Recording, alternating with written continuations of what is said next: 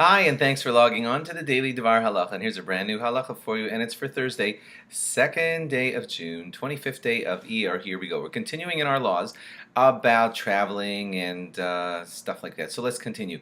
We had told you yesterday, and a lot of people were disappointed, that when they serve a mezonos roll, quote unquote, to you on the airplane, a lot of people say, oh, yes, so I don't have to get up and go wash because there's lines at the bathroom and everything. But unfortunately, most poskim say that those mezonos rolls are not really mezonos, and you have to make a hamotzi on them. And today we're going to follow up with the reasonings for that. First of all, the poskim say that that mezonos roll that they serve to you in your meal on the airplane, it tastes like bread, and it is acting like bread, and it's being used like bread, and there's just no way to call that a piece of cake and say that it's a borei mine mezonos. And that's reason number one why just about all the poskim say that you're going to have to treat that quote-unquote mezonos roll as a hamotzi, and you will have to wash for it or not eat it.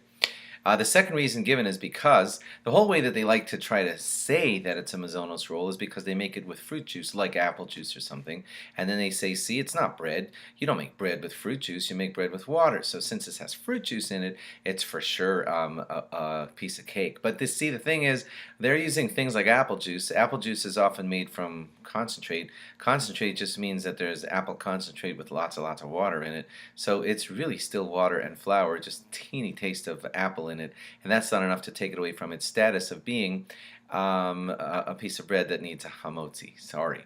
Even a lot of Sephardi poskim agree on this one. You probably would have to ask your own rabbi just to be certain, but that's what a lot of people are saying. So, in short, you have to make a hamotzi on that roll they serve you on the airplane, and even if they call it a mezonos roll. Continuing along, one more law for you, and that is whenever we bench, we like to either take the knife. Usually the law is that we cover the knives that are on the table. Two interesting reasons are given for this. Number one, the table that we eat upon is considered a mizbeach, an altar. That's what we call it.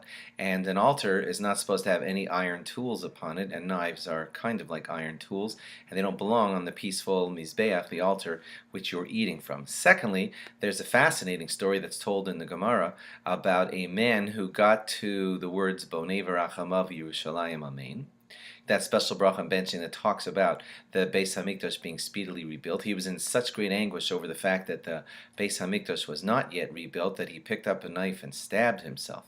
And we don't think that this is going to happen so often, but still, in deference to that story, we like to tell people that knives should be covered up during benching. If you were going to follow that reason alone, you'd say they have to be removed, but the custom by most people is to just cover the knives that are on the table, and that will suffice. Why am I saying that to you in your airline brachas halachas? Because there's going to be a knife on your little tray table at the end of your eating on the airplane. But those knives will not fall under this category because they are not iron, they're not steel, they're plastic. And disposable knives do not fall under this decree at all. So you won't have to cover up any of your plastic knives on your airplane or even at home when benching. Just any knives made out of stainless steel and things of the sort. Thanks for logging on. Log on again tomorrow for more. Bye-bye.